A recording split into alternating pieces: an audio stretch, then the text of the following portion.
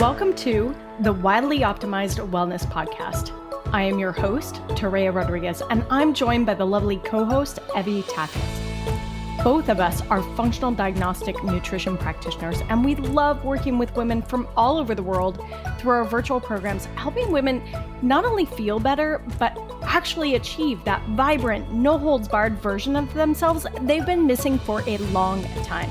And how we actually get there? Well, that is what this show is all about.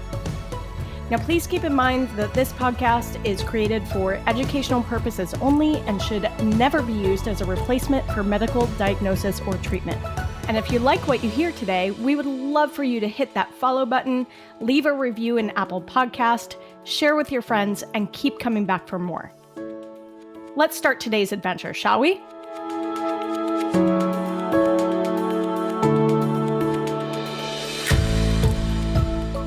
All right, welcome back, everybody. We are in our final episode of season 2, which feels so crazy for us to say. Like, we can't even believe it ourselves. Yeah. This has been such an amazing season, and I'm super excited that we are able to share a lot of these really interesting and fun topics for us with all of you. And I'm really excited for this particular episode because I'm going to ask Torea what her takeaways have been so far with the podcast in general, but maybe specifically towards season 2.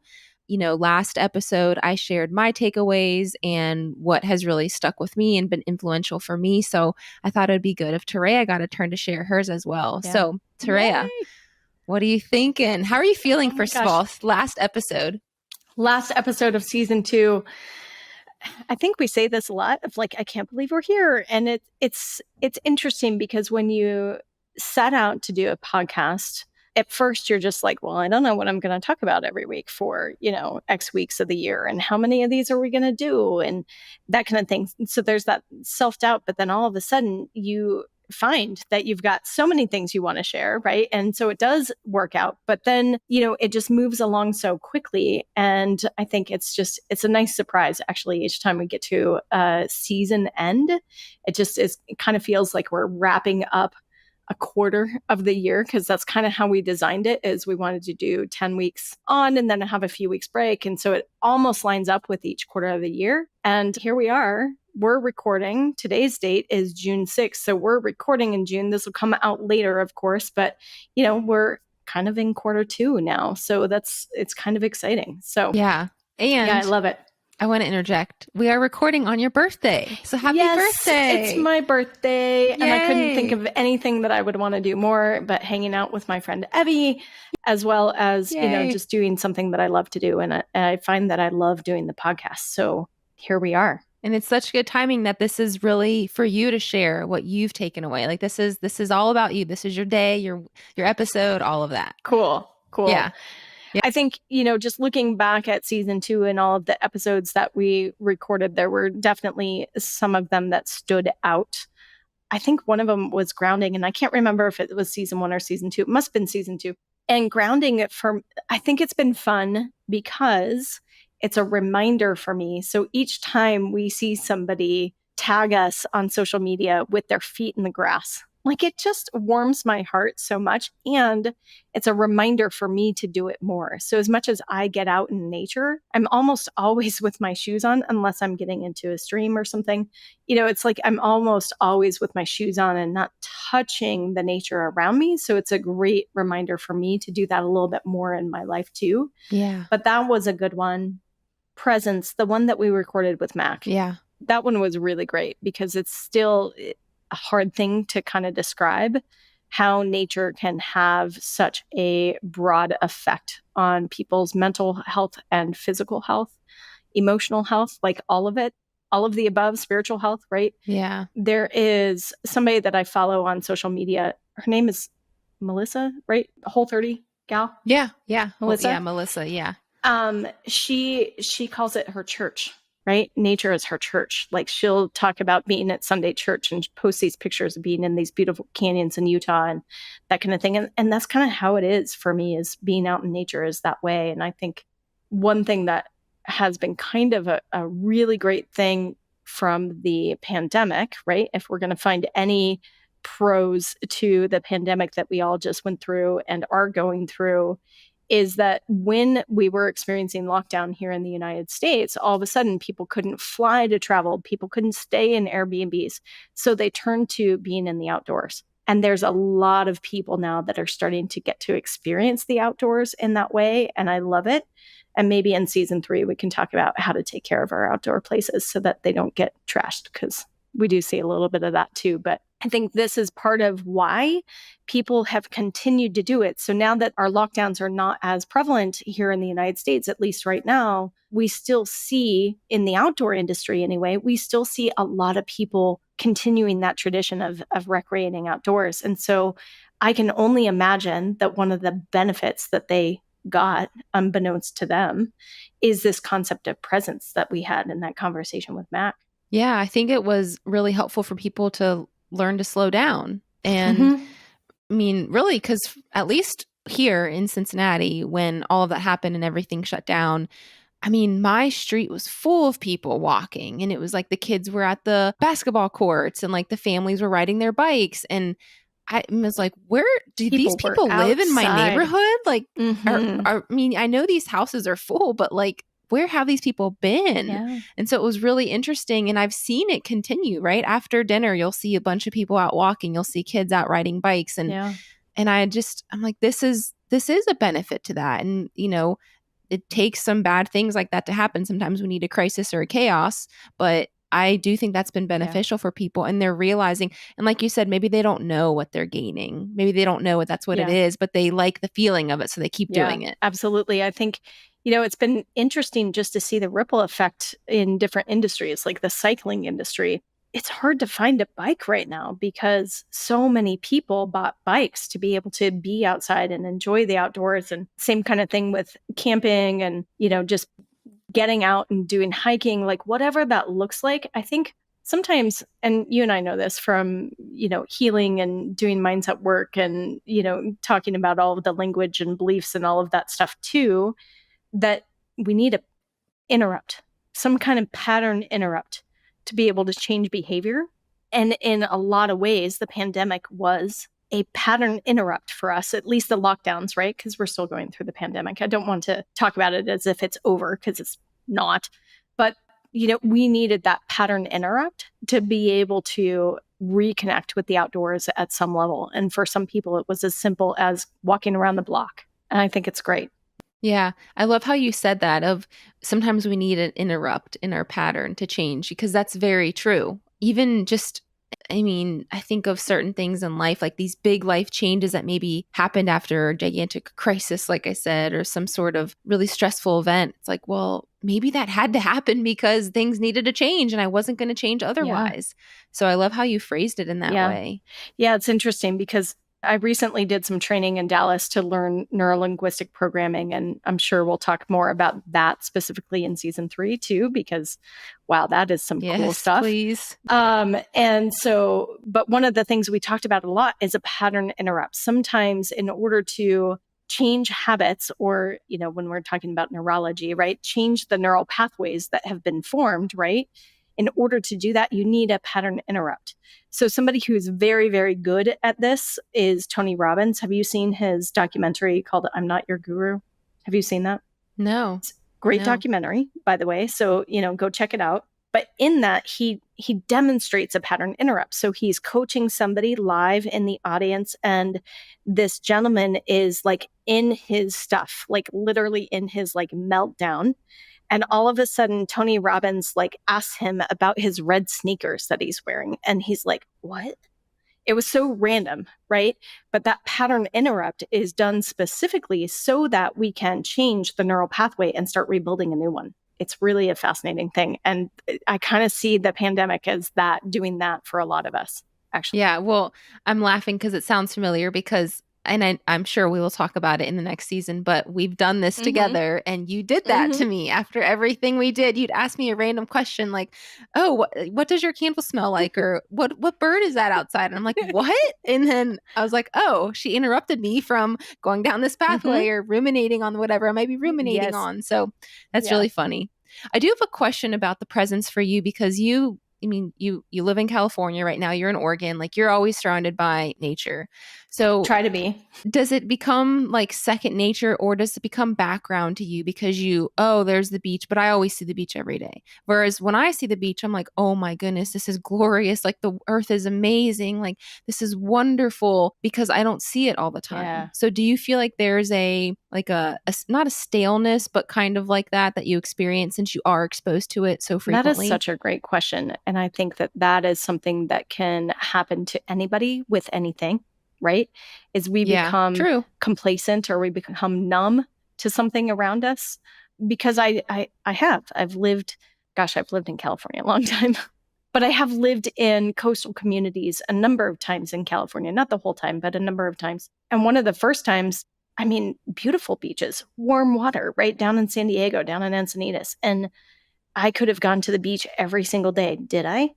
No, because of that exact thing, right? I kind of got numb to it, or I grew complacent to it, like, oh, it's always going to be here. So I'll just go when I go. And then the next thing you know, 3 months, 4 months have gone by. You haven't gone to the ocean. You get really kind of numb to it. When we move back to an ocean community, right? This is such a great question. We moved to Santa Cruz and we were in the middle of the process of building a home there and had to rent a rental temporarily. Well, we found an apartment that was on the beach, like on the beach, right? Wow. And Yeah. we kind of knew, like, hey, this might be a once in a lifetime opportunity to live in beachfront property. So we made a decision. That's as simple as it was. We made a decision that we were not going to take it for granted, that we were going to take advantage of it. And that's when we started doing our sunrise walks.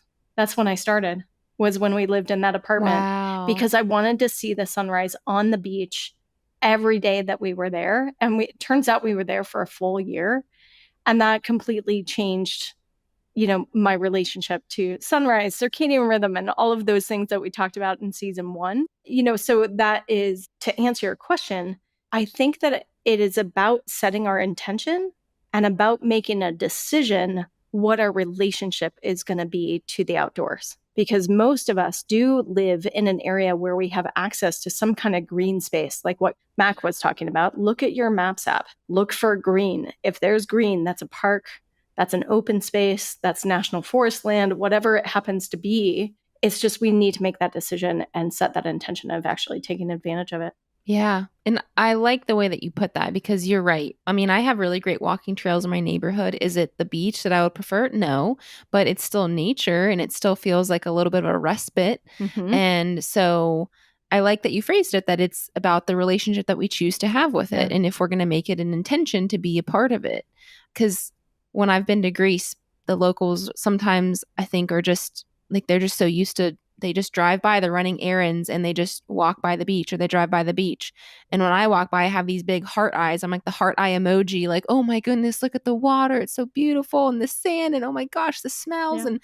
And people are like, oh, you would get used to it if you lived here. And I'm like, maybe I would, but like I think that I would actually make the choice to not take that for granted and to really look at it as, wow, this is incredible that this is my backyard. Mm-hmm. And so I'm glad that you phrased it in that way. I was just curious that for someone who spends so much time outdoors, if that presence is still there or if it's something that you still work towards or if you feel like I don't really know because I do it so I think often. it also depends on the phase of our life, right? I mean, if I look at where I grew up on ranch property that was bordered by BLM land, which is Bureau of Land Management land. So it's public land, national forest. So I grew up, basically, crunchy granola hippie growing up, right? But on a ranch and next to nature. And during those years, junior high, high school, did I take advantage of it? Heck no. It was all about boys or horses or whatever was going on. Like I wanted to be social with my friends. I was a little bit of a partier in high school. Like, all of that stuff was the focus. And then when I moved away from Colorado, that's when I was like, oh my God, the mountains. I miss the mountains. I didn't take Yeah. advantage of them. And part of the lure actually for us, moving to Oregon for the summer is getting that mountain time, right? And being intentional about that. So, you could have that happen anywhere, and it's just about whether or not you're going to use it. Yeah. And set that intention. Yeah. So I love it. yeah, super cool.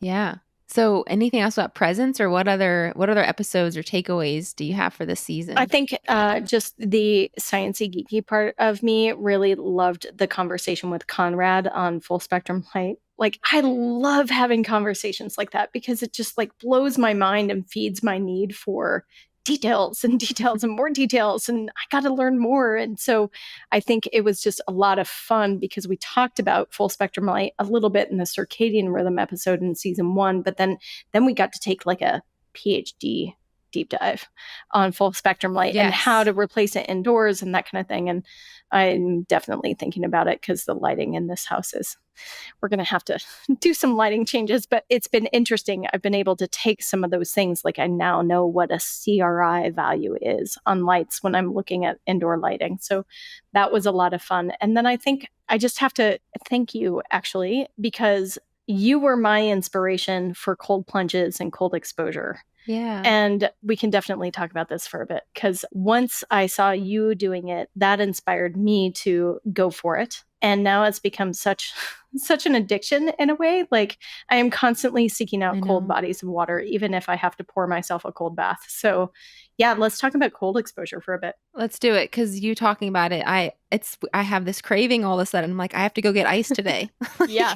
Yeah. Yeah. Well, I'm glad to know that I inspired you, right? Because you never know. I mean, same thing for you. Like, you never know when you share something with people, either on your social media or a group of friends. Like, am I going to be the weirdo freak that they're like, why are you doing that? Like, oh, there goes Evie again doing another thing. But the fact that it's like, it's stuck and it made you want to try. Now you love it. Like, that's amazing. Yeah. And it's interesting because I think one of the things that held me back was that along with my Hashimoto's, when I was diagnosed with Hashimoto's, I also got diagnosed with Raynaud's. And for people who don't know what Raynaud's is, Raynaud's syndrome, basically what happens is, if you're on the video, you'll see this, but I'll try and describe it in audio too. But your blood vessels will constrict in your hands and in your feet. And so your fingers and toes will literally, like right here at the base of my fingers, they'll constrict so much that the fingers turn cadaver white. Like, there's nothing in them. And the triggers for that are cold exposure, number one, vibration. So it would happen a lot when I was riding my bike and there'd be vibration just in the handlebar. So vibration, or squeezing, like grip, right? So when we squeeze really hard, we're squeezing the blood out of the blood vessels, but then it doesn't come back. Yeah. Right. And it takes a long time for it to come back. And for some people, it can look white at first. And then when it does come back, it like flushes purple and it's weird. Like, it's just a really weird sensation. Things go numb. Like, it's kind of crazy. So I knew that happened to me with cold exposure. And so I think I was really nervous at first because I thought that I would induce a Raynaud's attack, right? And have that be the case. And my experience, though, has been quite different. And I think once I tried it, that rush, right? Those endorphins that you get when you do the like super cold water, that was just like, oh, I need to figure out this Raynaud's thing. Like, I got to do that more. And I guess it inspired me to figure out the Raynaud's thing, or do a little bit more research around the Raynaud's thing, or do a little bit more internal work. And I'll talk about that in a second. But that really helped me kind of address something else. So, yeah.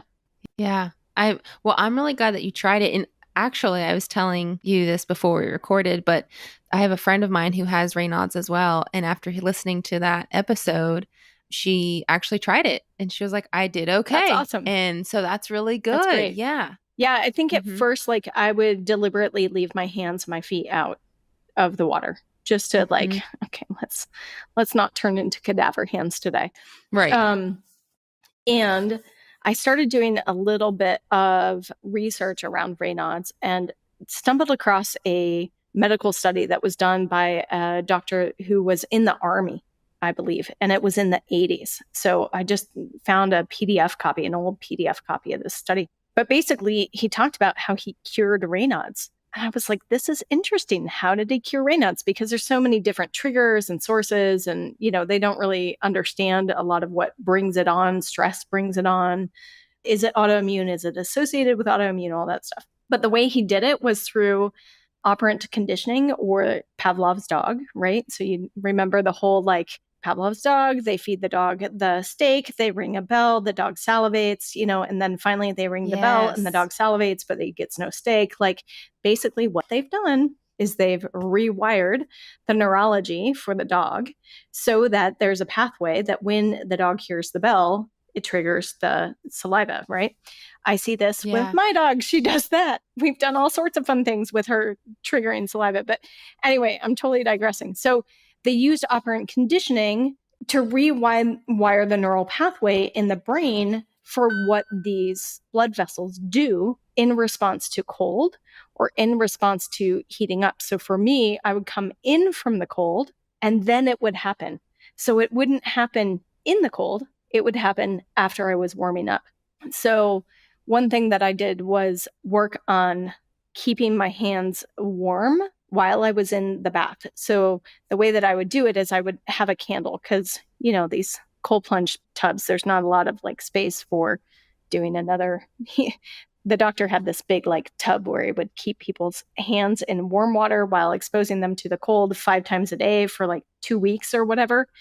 And I was not going to do that. So I just took a candle, Yeah. right, and warmed up my hands around a candle, kind of like around a campfire, warmed up my hands so that while I was in the cold, they felt warm. And I did that twice, 2 times. And that seemed to completely change the behavior of when I got out of the cold and that I wouldn't have the restriction anymore. Wait, so you were when were you doing this with the candle? Before, during, or after you got in During. the cold? Oh. During. So I would draw a cold bath, right, Yeah. in my house. And then I would have the candle on the side of the bath and I would hold my hands over the warm candle while I was in the cold water. So the whole 5 minutes that I'm in the cold water, I'm holding my hands warm. But then I get out of the tub and I get warm again, right? Because there was a different sensation happening with my fingers while I was in the cold, it was changing the neural pathway, which is just totally crazy. Because now when I get out of a cold tub, Wow. I don't get the same like cadaver fingers. I'll get it a little bit. So there's more work to do here. Because, when we are doing neural pathway stuff, habits, repetition, right? It's super important. Yeah, yeah, yeah. But that was enough to break down the old pathway of causing my brain to do that. The other thing that I noticed from a mindset perspective, and this is probably very applicable to your friend, is every time I thought about being in the cold, I would expect to see cadaver fingers, right? So my focus, going back to season 1, where's your focus, right? My focus was on getting cadaver fingers. So my thoughts were actually reinforcing that same pathway of like, oh, this is what your blood vessels do when you warm up. They shut down. No. Right? That's not what I want, but that's what I was reinforcing because I would expect it. I was thinking about it. And then, of course, that's just reinforcing the emotions around it and the fear of it and all of that stuff. And so I just stopped expecting it. And I started just imagining my hands operating normally when I was in cold water or out of cold water, like it didn't really matter. And I'm seeing it less and less. Wow, that's so cool. And this is making me so excited for us to talk about the neurolinguistic pathway and programming and language and all of that stuff. Like, yeah, we're going to probably have to put a bunch of that in season 3 because yes, it's my new yeah, favorite thing to talk about. Yeah. Well, I'm like, let's do another live session with me. Like, just the stuff that you were doing was incredible. Yeah. I'm really excited for people to see that. Yeah. And we can talk about your experience too in next season because I think that would be good for them to hear it as well. I know what my experiences have been. So yeah, definitely pretty breakthrough kind of stuff. But yes. Yeah. So cold exposure, like I still am looking for, I found a new river, by the way. Did you? I have my eyes on. Yeah. Nice. Yeah. Okay. So there's a river here in Oregon called the Metolius River, which is just beautiful. And next time we go hiking, I'm going to try and find a pool that isn't super deep and fast, which is what it was when we saw it last time. So I'm also considering safety here just to make sure, but that water is beautiful and also very cold. Yeah. How cold do these rivers get that you stumble upon and that you seek out? The ones that I've been able to measure, you're going to laugh at me.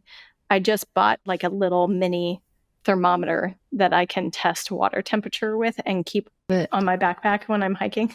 I love it. Because I want to know. Yes, we should link that in the show notes or something. I will. Okay, I'll link it in the show notes. It's a little tiny baby Thermapen that's like $30. But the rivers that I have measured so far are somewhere around like 41 degrees when they're really cold, and then like 48 degrees when they're not as cold. But that's still pretty cold. Yeah, definitely enough to get you shivering. Absolutely. And since that's the goal, I mean, why not? Yeah. So next time I'll be prepared and have a swimsuit, because it was a little bit, public hiking, lots of fishermen around, and so. Well, cool. I love it. Those are really good episodes. I'm glad you brought up the one with Conrad, because that one also just like blew my mind with the lights, and he gave a lot of really good resources too of how to shop for lights and what to look for, what to not look for, and that was very helpful because now I feel like such a better consumer. Absolutely. Yeah. I was able to navigate the light bulb section of Home Depot on Sunday with some success instead of like, it's a light bulb. I don't know which light bulb to get. Yep. And his product, I'm already thinking how beneficial that's going to be for the winter for me in the Midwest. I mean, my goodness, I'm looking forward to seeing like how different my winter will be, what my experience will be compared to the previous winters. It was a game changer for me. And I'm not even in, I think you're longitude, latitude. Yeah. I think your latitude is like more northerly than mine in Santa Cruz. Okay. But yeah, it definitely was a game changer for me for this winter, for sure. Yeah. Yeah, those were great. Any other episodes you wanted to mention that really stick out? I mean, I love them all because, of course, this is our podcast, right? So it's kind of like, oh, I love all the episodes. Yeah. But yeah, I think, those are the ones that are standing out right now for me. Talking with Heather, actually, of Heather's Choice, that was fun talking with her. Thank goodness there are people like her out there that can allow us to be even further in the outdoors, right? And eat healthy at the same time. Like that was just really cool to be able to talk to her because man, before then it was like dehydrated meals that were full of high fructose corn syrup and hydrogenated oils and it's bad. So that was fun to talk to her. Yeah. Well, I have a question about looking forward to season 3. Yeah. Since we've had 2 seasons under our belt, what are some things that you are looking forward to? I know we haven't like hashed out everything specifically, but what are you hoping that we can continue to provide in season 3 that we've done so far? I think there are definitely some things that I have in the back of my mind in terms of, certain types of products that you and I use supplement wise and that kind of thing to help us better in the outdoors, right? So being able to highlight some of that stuff as well, I think would be fun. Definitely some of this neurolinguistic programming and how we can use language to change our neurology, which then in effect changes our biology. Definitely want to share a lot about that. I could talk about it all day long. So I know. So that would be a lot of fun. And then for season 3, well, let's see. I think something that we could talk about now actually is the retreat. So yes, I was wondering if we could talk about it. Yeah, let's talk about the retreat. So the retreat is happening. At the time that this airs, there might still be a spot open. So, we'll put the link in the show notes. If this sounds great to you, go check the link. If there's a spot open, you're in. We can't wait to have you there. But yeah, so we're doing our first retreat in September. And I am like so over the moon excited. Yeah, for people who can't see us, we're like totally cheesing right now. Yeah, totally. I came up with this idea for a retreat. This is something I've wanted to do for a very long time, very, very long time. Is give people an experience of the outdoors, right? Give people who may or may not, maybe you totally love the outdoors and you just want to geek out and come have fun with us. Fine. You are totally invited. Please come. But for some people, they haven't had that experience, right? They haven't had the experience of hiking outdoors. They haven't had the experience of getting to be next to a river and listening to the sound of the river go by as you sleep, or experiencing a campfire and hanging out and talking next to a campfire at nighttime, or seeing the Milky Way, for crying out loud, right? Mac talked about that. Yeah. And a lot of people haven't seen the Milky Way. And so I found a location in Montana. So we're going to go to Montana. Evie and I are co-leaders in this event. Mac is a co-leader. And Megan, who has also been on the podcast, is a co-leader. And so between the four of us, we have crafted some really cool exercises and workshops to build not only outdoor skills, right, and wilderness skills and independent self-sufficiency skills, but also, transformation skills and mindset skills and really pushing yourself to grow. So it's definitely going to be a growth environment. We've got some breath work going on, maybe a little cold exposure going on. Yes. So yeah. I'm so excited. I told Torea that this is definitely I will say it's out of my comfort zone, but it's within my curiosity zone. Yes. Right? Like I'm pretty much someone who I will try just about anything at this point in my life, that I'm so open to new experiences and wanting to see, how will this affect me? And will this better my health? And can I take this away and share it with clients? And so to be outdoors and actually really camping in this way, it makes me nervous, but I'm taking that nervousness as something that is a good sign of, hey, you're going to learn a lot about yourself and a lot of life skills that you don't have that you might need at some point in your life. So for those of you who are listening, who are sounds really cool, but kind of scared, kind of freaked me out. Hey, I get it. I'm in the same boat as you, but I'm really looking forward to this experience because this is such a safe place to learn these things that's what makes me feel comforted about it. Yeah. It's not like I'm going and roughing it on by myself, out in Montana. These are people who know what they're doing. And I'm just so excited to be able to learn this and also, contribute my skill set to people too, and expose them to some of the things that we do with clients and that we do for ourselves. Yeah. And just so people are clear, this is not a Bear Grylls, you are learning how to survive with a hatchet and build your own shelter kind of situation. That's not happening. There are cabins. There is catered food. Yes, we're still having a very luxurious type experience, yet we're still also engaging with the elements of the outdoors. And that was what was really, really important to have happen. So yeah, we're super excited for this first one. I've been asked, is it going to happen again? Right. And I would say that while we would love to have it happen again, not all of the co-leaders are actually going to be around next year. I know Mac is planning international travel. Yeah. So, I would say if this at all sounds interesting, cancel whatever plans you've got on Labor Day weekend and just come because this might be a once in a lifetime event, even if Evie and I choose to do retreats again next year, which we kind of hope to do. Yeah. They're going to be different, right? So this is going to be a once in a lifetime kind of thing. So yeah, definitely. Cool. Very cool. Well, I'm awesome. so excited about that. Anyway, we could probably talk a lot about that too. I know. And maybe we'll share more about it season 3 if the spots don't get filled. But again, if this resonates with you, jump on it right now. This is your sign. Yeah. There's only 6 spaces total. Yeah. So 4 leaders, 6 participants. That's all we have room for. We've rented out the entire resort. That's all the cabin space that's there. So yeah, go for it. Awesome. Well, thank you, Torea, for sharing your insights and your reflections for this season. Well, thank you. Yeah, this was a lot of fun to do it this way in this season, and we're excited. We're actively planning out season 3, and we're excited to see you all in the next season. Yes. Yeah. And happy birthday. Hopefully this is a good way to start your birthday and share it with us. And everybody, thank you so much for listening to season 2. We really appreciate it. Every time you tag us in a story on social media, every time you share the podcast with other people, that means so much to us. We cannot state that enough. Yeah. So thank you so much for spreading the word on what we're doing and who we are. And we will catch you in season 3. Hey, thanks for joining us for this episode of the Wildly Optimized Wellness Podcast. If you are ready to dig deeper into your health, stop playing the whack-a-symptom game, start testing to get better guidance, you can find more about Torea at torearodriguez.com, and you can find Evie at holisticallyrestored.com. Want a peek into what it's like to work with us? Come join us at our Optimized Wellness community. You can find the invitation link in the show notes below.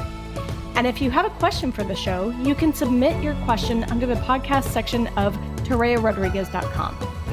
Finally, if you found something helpful in this episode, don't forget to leave a review, hit that follow button, or share it with a friend. They're going to love that you thought of them. Until next time, see you outside.